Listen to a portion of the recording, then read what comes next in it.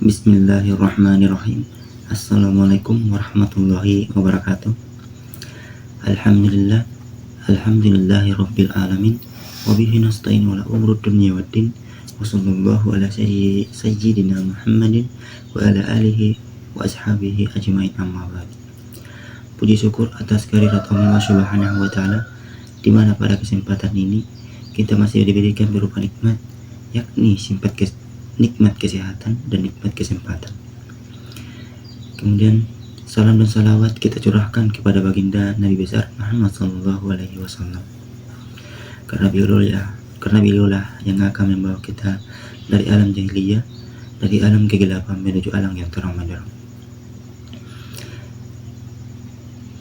Baik, sebelumnya perkenalkan, nama saya Muhammad Fairil Ahras dengan NIM 1015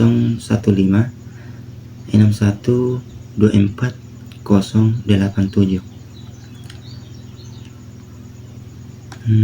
Jurusan Tarbiyah dan Keguruan, Program Studi Pendidikan Agama Islam.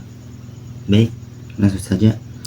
Adapun beberapa tugas saya, yakni soal UTS dengan mata kuliah Ilmu Al-Quran. Namun adapun beberapa pertanyaannya, langsung saja. Pertanyaan yang pertama, sebutkan dan jelaskan hikmah diturunnya Al-Quran secara berangsur-angsur. Jadi, Al-Quran diturunkan secara berangsur-angsur itu selama 23 tahun. 13 tahun di Mekkah dan 10 tahun di Madinah. Hikmah diturunnya Al-Quran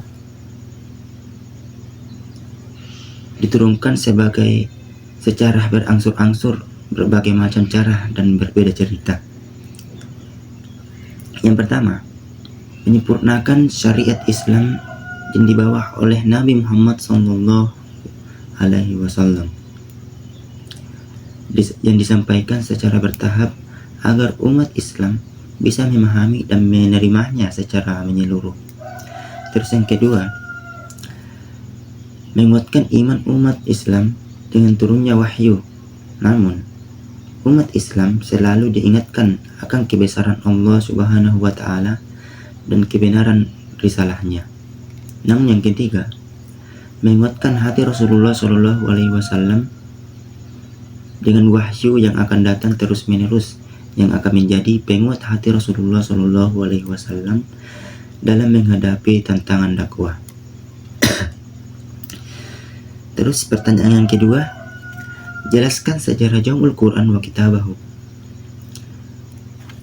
Jam'ul Quran wa Kitabahu berproses mengumpulkan ayat-ayat Al-Quran baik di berbagai bentuk hafalan dan juga dalam bentuk tulisan, dan berproses menulis penyusunan Al-Quran dan membantu kitab atau mushaf. Pada masa Nabi, ayat-ayat Al-Quran ditulis berbagai media seperti kulit, tulang, dan pelapa kurma, tetapi belum dihimpun menjadi satu kitab. Adapun pertanyaan ketiga, jelaskan apa yang dimaksud dengan munasabah Al-Quran dan berikan contohnya.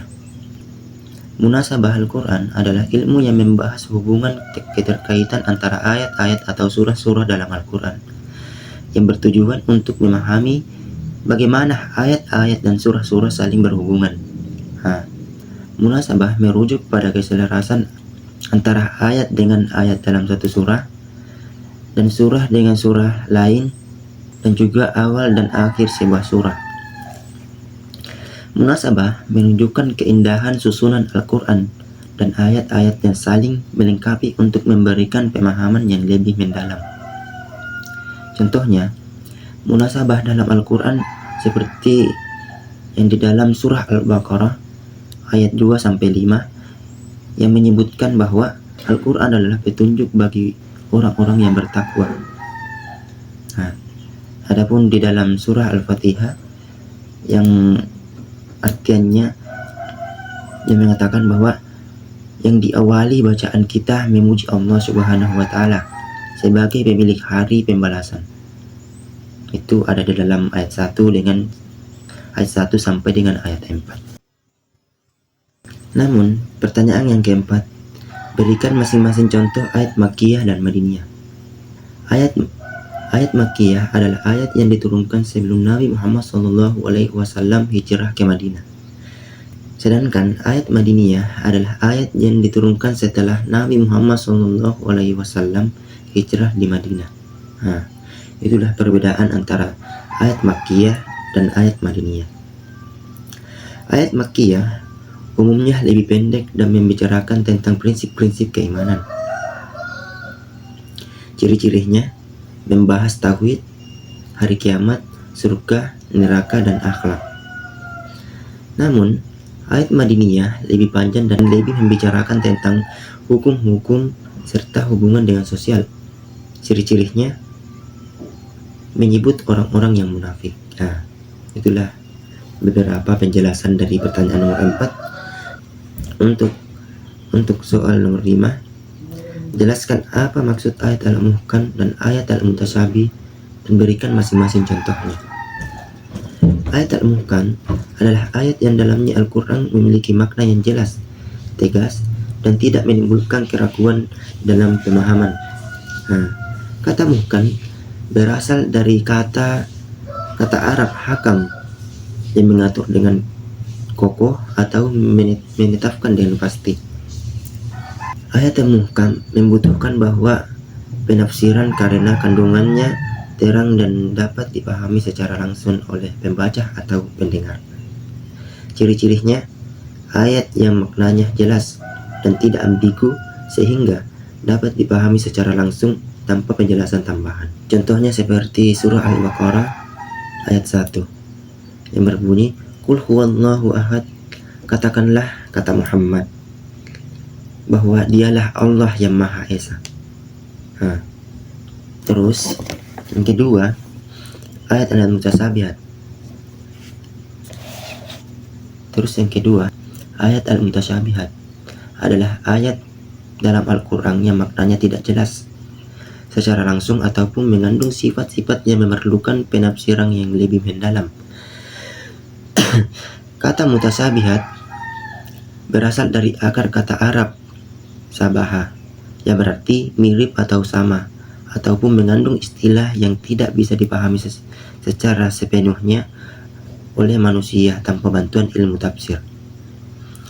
Namun ciri-cirinya seperti hal-hal yang bisa menimbulkan perbedaan penafsiran karena ayat yang membuka ruang diskusi dalam tafsir. Kemudian yang kedua, ayat yang hanya Allah Subhanahu wa Ta'ala yang mengetahui makna dengan sempurna. Sebagaimana yang disebutkan dalam Al-Quran, pengetahuan tentang makna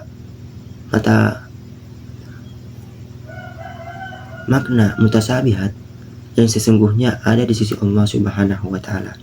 Contohnya, ayat-ayat al-mutasyabihat adalah ayat yang mengandung makna yang samar, kata lainnya sulit dipahami, dan penafsiran yang lebih mendalam, terutama terkait hal-hal gaib